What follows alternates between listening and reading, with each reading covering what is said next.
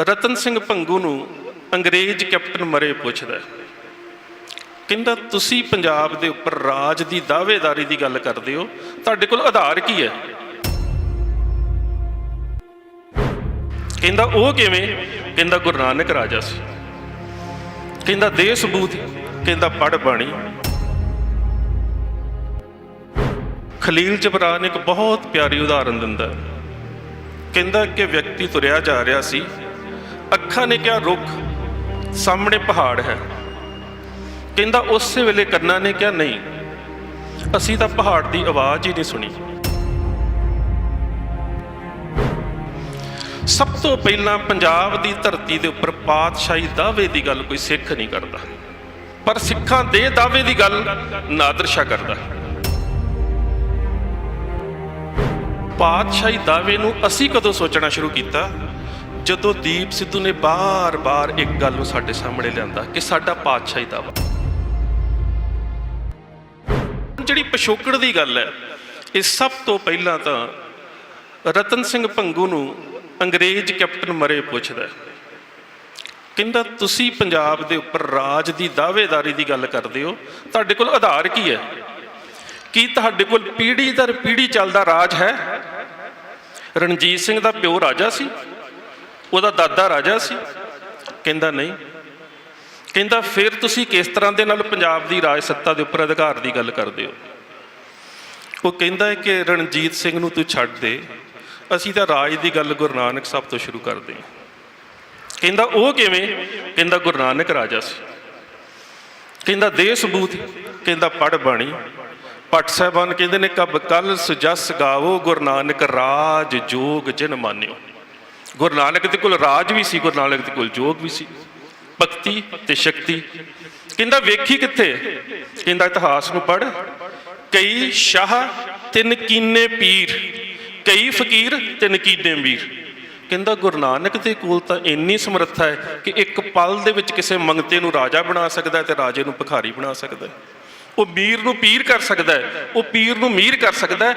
ਸਾਡੀ ਰਾਜ ਸੱਤਾ ਦੇ ਉੱਪਰ ਦਾਅਵੇਦਾਰੀ ਤਾਂ ਗੁਰੂ ਨਾਨਕ ਸਾਹਿਬ ਦੇ ਨਾਲ ਹੀ ਸ਼ੁਰੂ ਹੋ ਜਾਂਦੀ ਹੈ। ਸੋ ਪਿਛੋਕੜ ਦੀ ਗੱਲ ਉਦੋਂ ਵੀ ਚੱਲੀ, ਪਿਛੋਕੜ ਦੀ ਗੱਲ ਹੁਣ ਵੀ ਚੱਲੀ ਹੈ। ਪਰ ਹੁਣ ਅਸੀਂ ਗਾਣੇ ਦੀਆਂ ਸਤਰਾਂ ਨਹੀਂ ਬੋਲ ਰਹੇ, ਹੁਣ ਉਸ ਗੀਤ 'ਚ ਵਰਤੇ ਹੋਏ ਇੱਕ ਸ਼ਬਦ ਨੂੰ ਲੈ ਰਹੇ ਹਾਂ। ਔਰ ਹੁਣ ਇਸ ਗੀਤ ਨੂੰ ਸਾਹਮਣੇ ਰੱਖ ਕੇ ਤੁਹਾਡਾ ਨਜ਼ਰੀਆ ਕੀ ਹੈ? ਉਹ ਹੋ ਸਕਦਾ ਹੈ ਸੰਗਤ 'ਚ ਬੈਠਿਆਂ ਦਾ ਸਾਡੇ ਤੋਂ ਵੀ ਵੱਡਾ ਹੋ ਸਕਦਾ ਹੈ, ਤੁਹਾਡੀ ਮਾਨਸਿਕਤਾ ਦੇ ਵਿੱਚ ਇਹ ਤੋਂ ਵੱਡੀ ਵਿਆਖਿਆ ਹੋ ਸਕਦੀ ਹੈ। ਜਿਸ ਤਰ੍ਹਾਂ ਖਲੀਲ ਜਬਰਾਨ ਇੱਕ ਬਹੁਤ ਪਿਆਰੀ ਉਦਾਹਰਨ ਦਿੰਦਾ, ਕਹਿੰਦਾ ਕਿ ਵਿਅਕਤੀ ਤੁਰਿਆ ਜਾ ਰਿਹਾ ਸੀ, ਅੱਖਾਂ ਨੇ ਕਿਹਾ ਰੁੱਖ, ਸਾਹਮਣੇ ਪਹਾੜ ਹੈ। ਕਹਿੰਦਾ ਉਸੇ ਵੇਲੇ ਕੰਨਾਂ ਨੇ ਕਿਹਾ ਨਹੀਂ, ਅਸੀਂ ਤਾਂ ਪਹਾੜ ਦੀ ਆਵਾਜ਼ ਹੀ ਨਹੀਂ ਸੁਣੀ।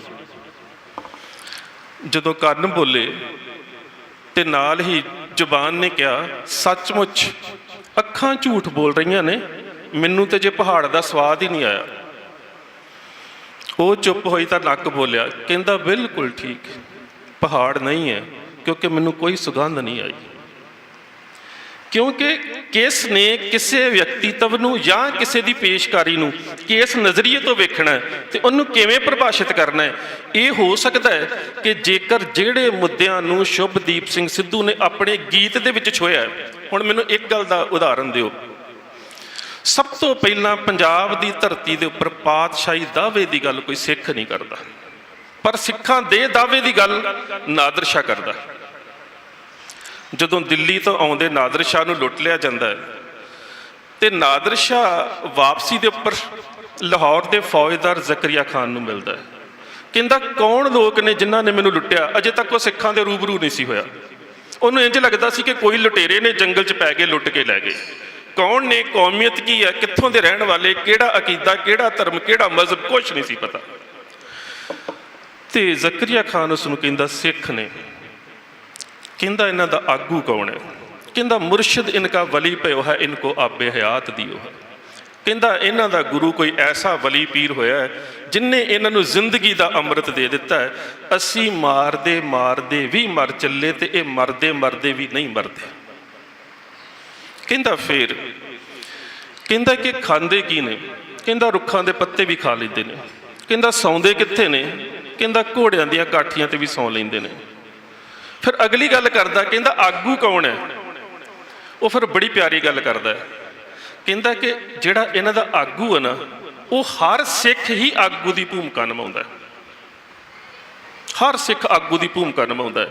ਤੇ ਜਦੋਂ ਉਹ ਇਹ ਗੱਲ ਸੁਣਦਾ ਹੈ ਨਾ, ਤੇ ਫਿਰ ਨਾਦਰ ਸ਼ਾਹ ਦੇ ਮੂੰਹੋਂ ਇੱਕ ਗੱਲ ਨਿਕਲਦੀ ਆ, ਅਜ਼ੀਮ ਕੌਮ ਬੂ ਬਾਦਸ਼ਾਹੀਏ ਆਮਦ।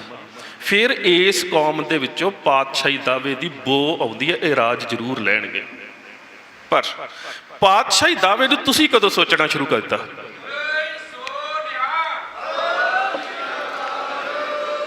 ਪਾਤਸ਼ਾਹੀ ਦਾਅਵੇ ਨੂੰ ਅਸੀਂ ਕਦੋਂ ਸੋਚਣਾ ਸ਼ੁਰੂ ਕੀਤਾ?